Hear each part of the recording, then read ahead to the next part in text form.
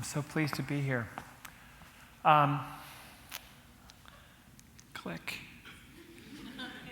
Sorry, I've already done something wrong. So it started and I thought it was going to freeze. I'm going to talk while this is happening. I'm here to talk about some of the work I've been doing in public art for the last 8 years. I've been exploring the idea of slow art in the public realm.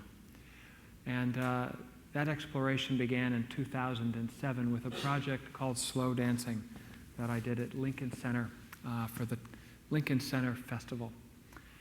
The project is fairly simple in concept. I gathered 45 dancers from around the world, asked each dancer to come to my studio for 5 seconds so that I could record them at 3,000 frames a second.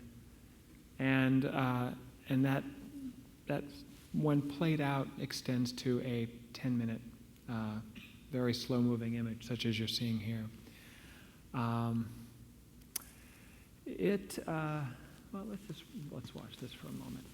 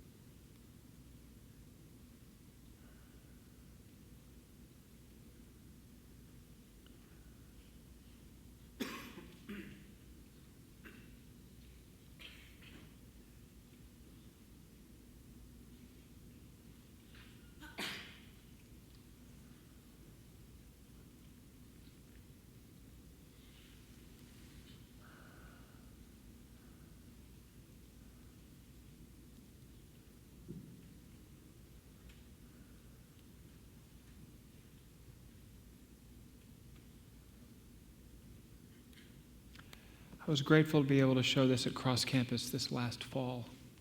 The project has now traveled to 30 international cities as a work of public art. This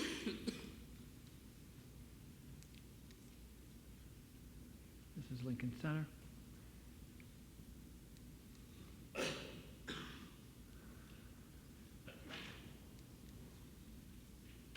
Opera Bastille in Paris, London's Trafalgar Square, and Harvard's Widener Library.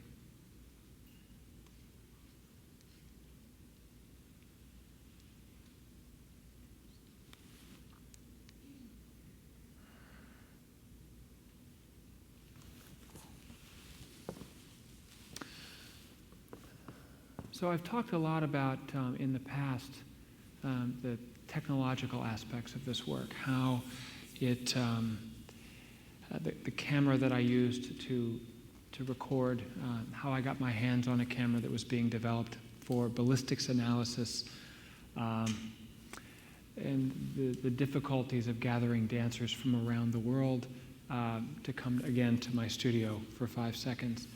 What I haven't talked a lot about is something that was on my mind at the time, which is the notion of, what can be slow art, and slow art at the time is a term that it was used. Michael Kimmelman at the New York Times had used it at some point, referenced it when talking about the ways that people sort of buzz through museums. They try to get all of their art history in one day at the Louvre so they can say they did the Louvre. And so he suggested that perhaps slow art would be, a way to engage art without the speed of the busy social setting that we call a museum. It was still a flexible term. It hadn't been used a lot. It seemed to me that there was still room for expanding the term. and that maybe the sort of emerging slow food movement had some answers. So slow food was developed in the 1980s in reaction to McDonald's wanting to put a flagship store in Piazza that many local residents were angry about. And so a protest began to form. And as people were outside protesting, they were also passing out bowls of pesto. And so this slogan began to form: we don't want fast food, we want slow art. And so slowness, in this sense, really began to mean things that were more than just kind of savoring a good Italian meal. It began to impress upon people the importance of conviviality, of really sitting down with family, enjoying a meal slowly, and even of knowing perhaps where your food was coming from, and knowing something about the local farmers that were producing it, and even getting involved in education so that you could learn things about, say, biodiversity. But really this idea of conviviality was so important to the movement, and it really was a philosophy of life, encouraging people to move away from all things fast, to move away from aggression, control, the speed of our lives, and to sort of move into something that was its opposite. And so I began to think, is there a way that slow food could have some impact on this idea of slow art, that could inform my way forward in wanting to make a slow art.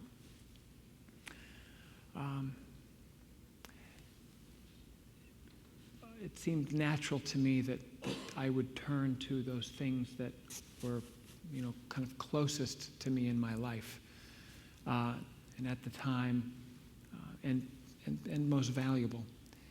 And at the time, I had just gotten married.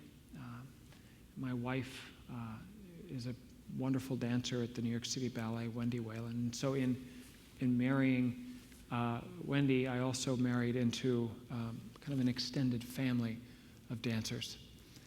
And so really dancers, seemed an ideal subject for me, for this slow art that I wanted to make. Dancers embodying beauty and joie de vivre. And another element was, the fact that I had a daily Ashtanga practice. I'd been practicing yoga for 10 years, and I had come to understand the power of a slow-moving body riding on waves of breath and intention, and the peace and the calm and the well-being that could bring. And then I began to imagine these images of dancers moving in that kind of, in some sort of hyper, slow, yogic movement. And so that was the initial image for the project.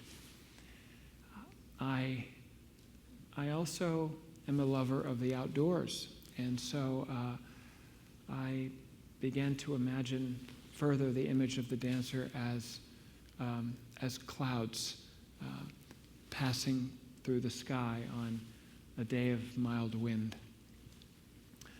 And further, started to think about these images living in an outdoor public realm, scaled to a park or to a public plaza in ways that sort of, people could enjoy in the night air.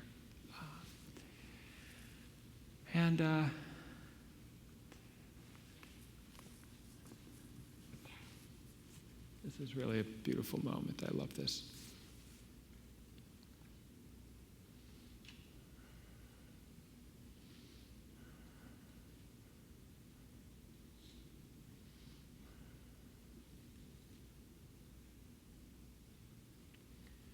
So I wanted to put this in an environment of sensuality. And I got lucky in 2007 that Lincoln Center Festival agreed to put SlowDancing in its public plaza. And so I really began to take a lot of the ideas, again, of slow food. I didn't just want to present these images, but I wanted to try and craft an environment that people could feel welcome to. So the plaza that we chose was the main plaza at Lincoln Center. I was very grateful that they had just laid down some black concrete. The concrete absorbed the light of the sun by day, and so at night was warm. There was the sound of the fountain, and there was the sound of the people around, and I asked the festival to make sure that they had ice cream, sort of an homage to my Italian friends and the slow food movement. And so what I was really trying to do was kind of create a living room, a place where people could feel comfortable. And so night after night, people began to gather, and the crowds slowly grew. And it seemed that maybe this slow art experiment was working.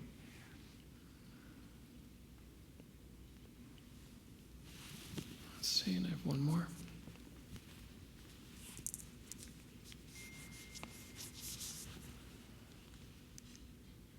Oh, sorry. One of the things that occurred to me at the time is that what the project was creating was a sense of leisure, and that leisure was kind of a prime element that allows people, in this case, to gain access to a state of contemplative observation. Leisure is, as an idea, is something that sometimes we disparage.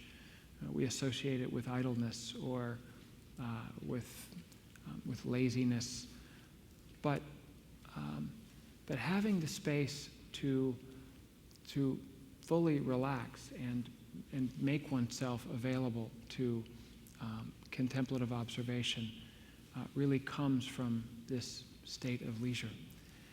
And it was the dancers as sort of embodiments of joie de vivre and beauty that allowed people to sort of get there. Thank you.